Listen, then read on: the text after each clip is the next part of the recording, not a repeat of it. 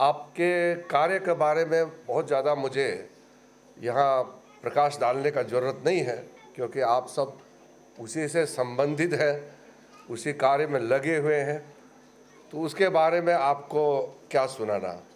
लेकिन मैं इस बात को लेकर के गौरव महसूस करता हूँ कि महर्षि दयानंद सरस्वती जी के जो सोच विचार को आप लोग जिस तरीके से ले गए हैं, ये सिर्फ शिक्षा नहीं है, व्यक्ति निर्माण से लेकर के ये समाज और देश का निर्माण का कार्य है। आप लोगों ने,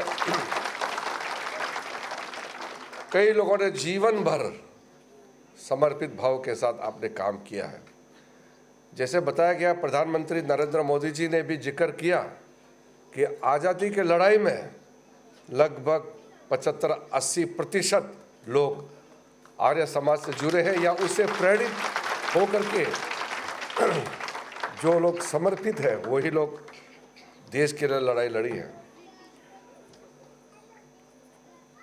मुझे जब यहाँ इंट्रोड्यूस किया गया, जब परिचय दिया, तो वैसे ही नॉर्मली बाकी जगह में भी होते हैं कि एक युवा चेहरा, थोड़ा ऊर्जावान, युवाओं के प्रति लगाव, ऐसा मेरा परिचय होता है अक्सर। बहुत लोगों को मालूम नहीं है मैं 8 बार चुनाव लड़ चुका हूँ, और जो 8 बार चुनाव लड़ चुका हूँ वो उम्र से युवा हो ही नहीं सकता है। वैसे मन से युवा हूँ, विचार से, अपने जो कार्य करने का तरीका है वो मैं एक युवा सोच करके ही हमेशा काम करता हूँ। शायद इसलिए देखने में भी हमेशा युवा ही रहते हैं। जब हम इस देश का कानून मंत्री बने थे, तो उस समय हमारे देश के चीफ जस्टिस रमन्ना साहब थे। तो रमन्ना साहब और मेरा पहला मुलाकात होना था, क्योंकि कानून मंत्री और मुख्य न्यायाधीश के बीच में तो एक औपचारिक रिश्ता होता है। तो उन्होंने मुझे पूछा, वो भी मुझे कभी मिले नहीं, मैं भी उसको कभी मिला नहीं, लेकिन जब उन्होंने पहले बार मिला तो मुझे कहा कि आप यूनिवर्सिटी से सीधा सीधा चुनाव लड़के मंत्री बने हैं क्या? तो मैंने बताया उस समय 7 बार चुनाव लड़ चुके थे, अभी तो 8वीं बार है। तो उन्होंने कहा भी किसी तरीके से लगता नहीं है, और आप अपने आप से हिसाब किताब लगा सकते हैं, चुनाव तो हर 5 साल में ही लड़ता है, तो 8 बार जो चुनाव लड़ चुका है उसका उम्र क्या होगा। लेकिन इसलिए कि जैसे प्रधानमंत्री जी ने कहा कि देश को विकसित करने के लिए हर भारतीय को फिट रहना होगा, इसलिए फिट इंडिया मूवमेंट चलाया था। और जब मैं खेल मंत्री था, खेल और युवा मामलों का मंत्री था, उसी समय प्रधानमंत्री जी ने मुझे पूछा कि फिटनेस के लिए कुछ देश भर में एक जागरूकता फैलाने के लिए सोचना चाहिए। तो मैंने उस समय ये फिट इंडिया का कंसेप्ट को आगे बढ़ाया। प्रधानमंत्री जी के मार्गदर्शन में हमने फिट इंडिया चलाया। तो आपके दयानंद सरस्वती के जो मूल मंत्र में जैसे इंसान को जैसे रहना चाहिए, तो दयानंद सेवाश्रम संघ में व्यायाम का महत्व भी उतना ही है जितना शिक्षा का है। तो ये बहुत अच्छी चीज़ है, वरना तो लोग जिंदगी भर अपना स्वास्थ्य को छोड़कर पैसा कमाने में लगते हैं, और बाद में जा कर के सारा पैसे फिर स्वास्थ्य के लिए ही खर्चा हो जाते हैं। तो इसलिए शुरू से ही ठीक रहे तो अच्छी बात है, बाद में बुढ़ापा में आप ज़्यादा कष्ट करना ना पड़े। आप लोगों का कार्य के बारे में जैसे मैंने कहा, मुझे बहुत ज़्यादा कहने का ज़रूरत नहीं है, मगर इस चीज़ को ज़रूर मैं कहना चाहता हूँ, जो वनवासी इलाका है, आदिवासी जहाँ रहते हैं, दूर दराज में देश के कोने कोने में लोग बसते हैं, वहाँ अक्सर लोग पहुँचने के लिए या तो देर कर देते हैं या पहुँच नहीं पाते हैं। आप लोगों ने इतने साल पहले कार्य जो किए हैं उसका नतीजा ये है कि पूर्वोत्तर हो, चाहे छत्तीसगढ़ हो, झारखंड हो, उड़ीसा हो, या देश के किसी भी दूर दराज इलाकों में जितने भी जो आदिवासी हैं उनसे आपने संपर्क किया। वहाँ आप कई लोग तो वहीं रह करके सेवा किया, फिर उन लोगों को शिक्षा के माध्यम से आज ले करके समाज में कई महत्वपूर्ण पदों में बिठाने में आपने कार्य किए हैं। और मैं मानता हूँ इस देश का जो आदिवासी होते हैं वो एक तरीके से मुख्य धारा में जोड़ने में बहुत दिक्कत होते हैं, वो जानबूझ के नहीं, उसको मौका नहीं मिलते हैं। और मैं ये भी मानता हूँ कि कुछ लोगों को छोड़ के, जैसे लाल बहादुर शास्त्री जी ने आह्वान किया, उसके अतिरिक्त सरकारी कार्यक्रम में आज तक देखें तो आदिवासियों को या जनजातियों को मुख्य धारा में जोड़ने के लिए कोई बड़ा ठोस कार्यक्रम नहीं किया गया है। यहाँ तक कि जो लोग आज़ादी की लड़ाई में जो संघर्ष किए उनका भी बहुत ज़्यादा स्थान नहीं मिला। तो नतीजा ये हुआ कि पाठ्यक्रम में और बाकी चीज़ों में आदिवासी दिखता नहीं है। और हम लोग भी जब स्कूल में पढ़ते थे तो चंद लोगों के ही नाम होते थे कि इन्होंने आज़ादी दिलाए हैं। हजारों लाखों लोगों ने जो शहादत दी, लड़ाई की, उसका बहुत ज़्यादा जिक्र नहीं होते हैं।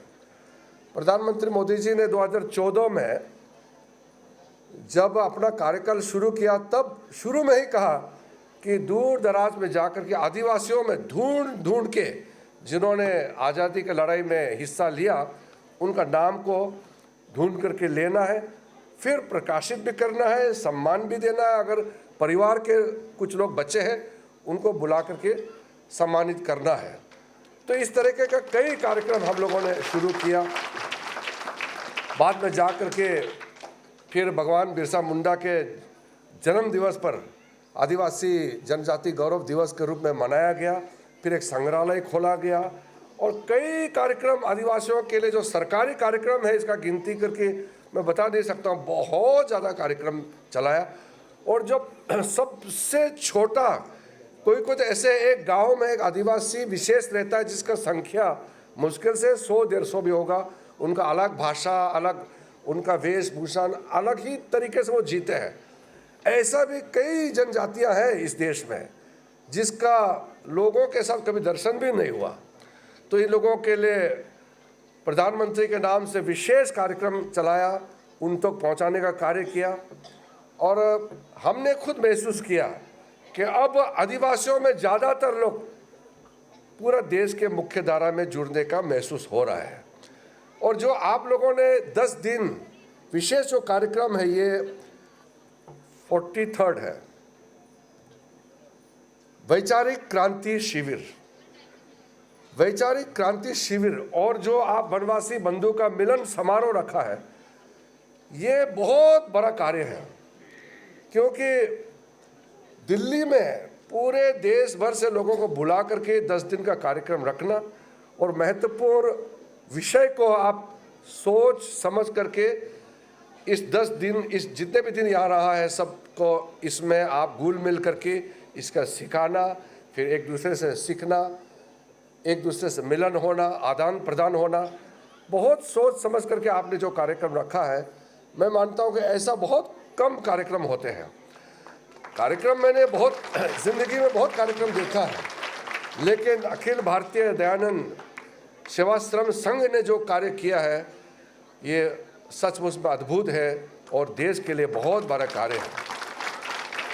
जो बच्चे, ट्राइबल बच्चे जो आप एक बार अपने गोद में ले लिया है, मैं गारंटी देता हूँ वो सिर्फ अच्छा पढ़ा लिखा इंसान ही नहीं बल्कि कि बहुत अच्छा नागरिक, बहुत अच्छा भारतीय, बहुत सक्सेसफुल इंडियन बनेगा आगे जा कर के। मैं ये भी मानता हूँ कि पढ़ाई लिखाई सिर्फ नौकरी के लिए नहीं होता है। कभी कभी लोगों में ये भ्रम होते हैं कि सरकारी नौकरी ही नौकरी होते हैं या किसी एक कॉरपोरेशन में किसी कंपनी में सैलरी प्राप्त करने से ही नौकरी होते हैं, ऐसे सोचते हैं। लेकिन वास्तविकता तो ऐसे होते हैं जो जीवन में अपने पैरों पर खड़ा करके जीने का, संपन्न रूप से जीने का जिसका पास क्षमता आता है, वही सबसे बड़ा नॉलेज है, वही सबसे बड़ा सीख होता है। तो आपके माध्यम से सक्षम ऐसा जो हमारा देश के अच्छे इंसान बनाने में आप लोगों ने जो योगदान दिया है, मैं मानता हूँ यही असली व्यक्ति निर्माण है। आप लोगों का बारे में मैंने जो कुछ थोड़ा सोचा है, तो देखा है, उसको मैं ये समझता हूँ कि इतना कार्य हर भारतीय को करना संभव नहीं है और करता भी नहीं है। आप लोग जितना समर्पित भाव से काम कर रहे हैं, इसे देश भर के लोगों को सीख लेना चाहिए। हम तो खुद एक नॉर्थ ईस्ट से आते हैं और एक ट्राइबल होने के नाते बहुत देर से मेरा भी मुख्य धारा में देश का जो कार्य में बहुत देर से मुझे भी जोड़ने का मौका मिला है। मैं स्कूल में थे, कॉलेज में थे, एक्टिव थे। हंसराज कॉलेज में ग्रेजुएशन किया, फिर मैंने अपना वकालत पढ़ाई करके जब मैंने सोचा कि कोर्ट में प्रैक्टिस करूंगा, अच्छा वकील बनूंगा, ज़िंदगी में लीगल फील्ड में कुछ अच्छा काम करूंगा, यही सोच रहा था, तो मैं उस समय ज़िंदगी में ऐसा गतिविधि हुआ कि मुझे राजनीति के क्षेत्र में आना पड़ा और काफ़ी कम उम्र में फिर मैं लोकसभा में चुन के आए। जब मैं लोकसभा चुन के आए पहले बार और अटल जी के साथ में 1998 से मैं जुड़ा, तब मैं सोचता हूँ कि उस समय और आज के परिस्थिति में कितना अंतर है। मैं जब लोकसभा में गए तब भी मेंबर ऑफ पार्लियामेंट जो एमपी है, सांसद है, उनको भी नॉर्थ ईस्ट के बारे में बहुत ज़्यादा ज्ञान नहीं था। अब सोच सकते हैं, आम सड़क में, बाज़ार में, आम लोगों के बीच में तो हम अपेक्षा कर भी नहीं सकते हैं, और दिल्ली से बाहर दूर दराज में और अलग अलग जगह में तो पता ही नहीं नॉर्थ ईस्ट क्या चीज़ है। और जब हमने अपना भाषण शुरू किया लोकसभा में, तब भी कई ऐसे सांसद थे, वो कहते थे कि अरे आप तो अच्छा हिंदी भी बोल लेते हैं, भाषण भी देते हैं। हमने से सोचा कि आपके वहाँ से लोग तो हिंदी भी बिल्कुल नहीं आते हैं और ट्राइबल लोग तो इतना बढ़ चढ़ कर के आगे निकलता भी नहीं है। तो ऐसा एक इम्प्रेशन बना के रखा हुआ था। तो मैंने मन में सोचा कि हमारा प्रदेश भौगोलिक दृष्टि से तो बड़ा है, संख्या कम है क्योंकि हमारी जनसंख्या कम है, तो हमारा प्रदेश से 2 ही एमपी होते हैं लोकसभा के। 2 एमपी से तो ना सरकार बना सकता है ना गिरा सकते हैं। अब उत्तर प्रदेश से 80 एमपी आते हैं, 80 एक साथ जाएगा तो पूरी सरकार हिल जाते हैं। हमारा तो संख्या कम है, तो लोगों को इतना ध्यान भी नहीं जाते हैं। तो मैंने सोचा शायद हमारा संख्या कम है, इसलिए लोग हमको परिचित भी नहीं है, नहीं जानते हैं।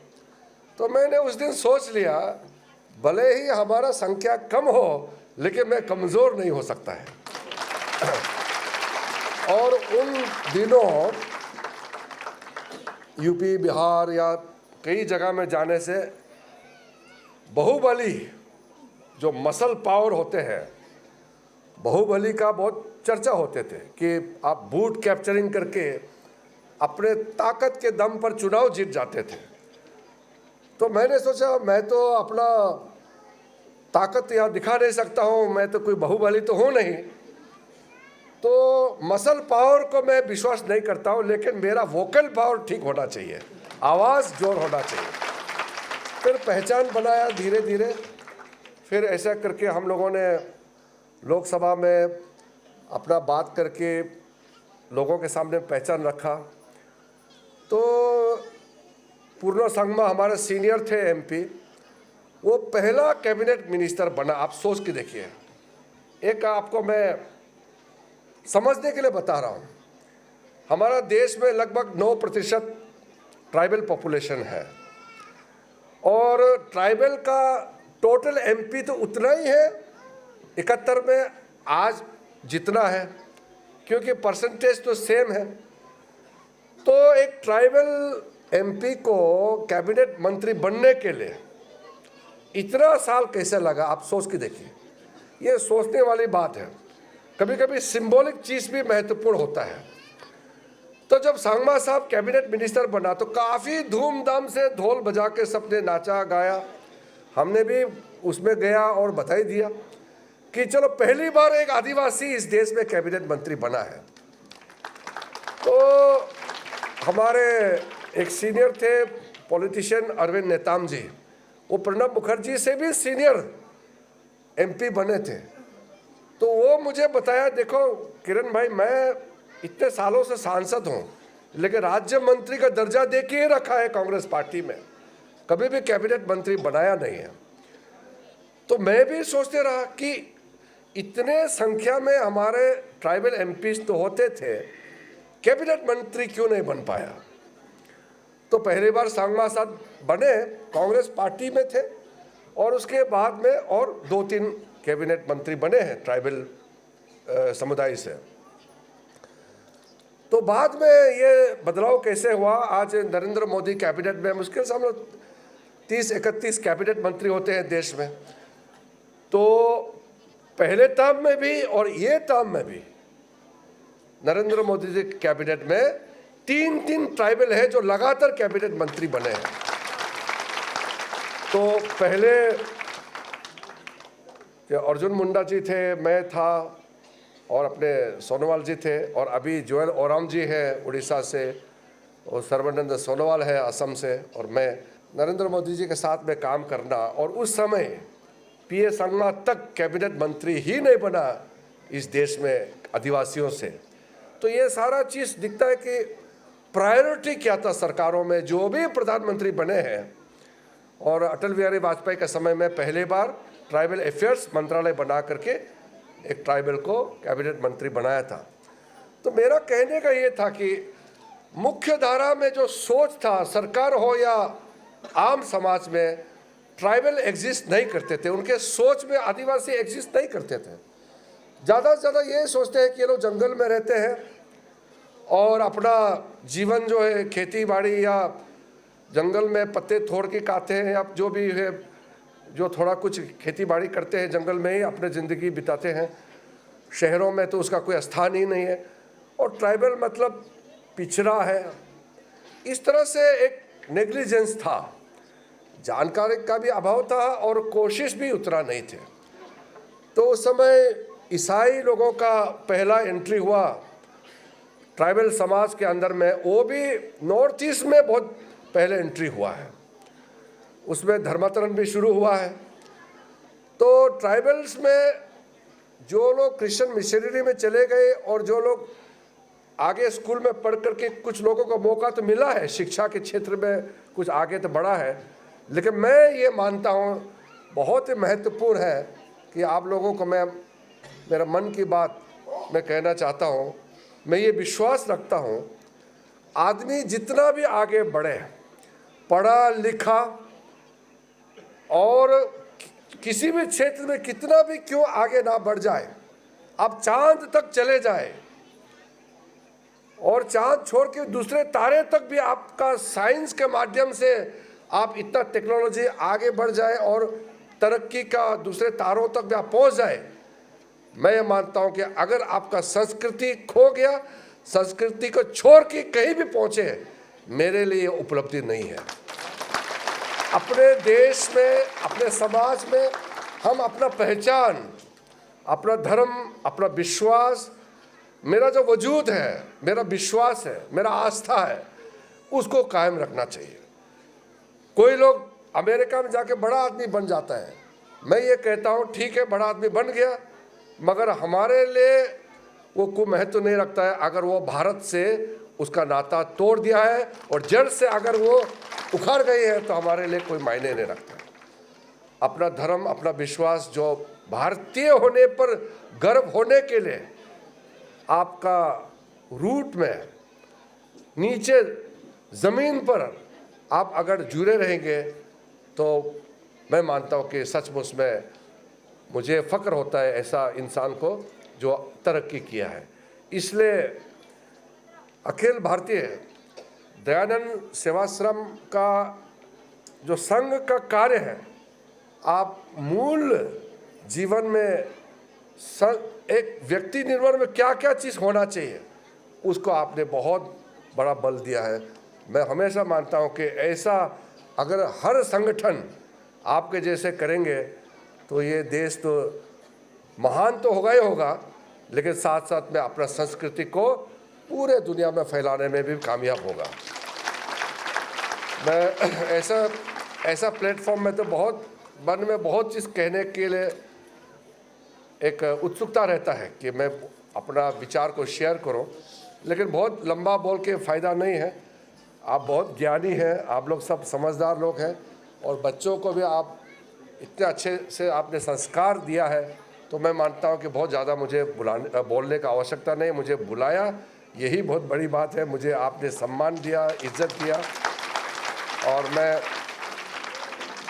भगवान से प्रार्थना करता हूं आप लोगों का जो कार्य है निरंतर ऐसा चलते रहे, और जो बच्चे हैं बहुत ही ऊर्जावान बच्चे आज जो मैंने देखे हैं यहाँ पे, उनका जीवन अपने पढ़ाई लिखाई और अपने कुशलता से आगे बढ़े, देश का सेवा करें, अच्छा नागरिक बने, यही मैं शुभकामनाएं देता हूँ। और फिर से आप इतना महान काम देश के लिए, समाज के लिए किया, उसके लिए शुभकामनाएं। आप सबको धन्यवाद। और मुझे यहाँ आने पर आपने इतना सम्मानित किया, भेंट दिया, बहुत खूबसूरत भेंट दिया मुझे, उसके लिए भी बहुत बहुत धन्यवाद। जय हिंद।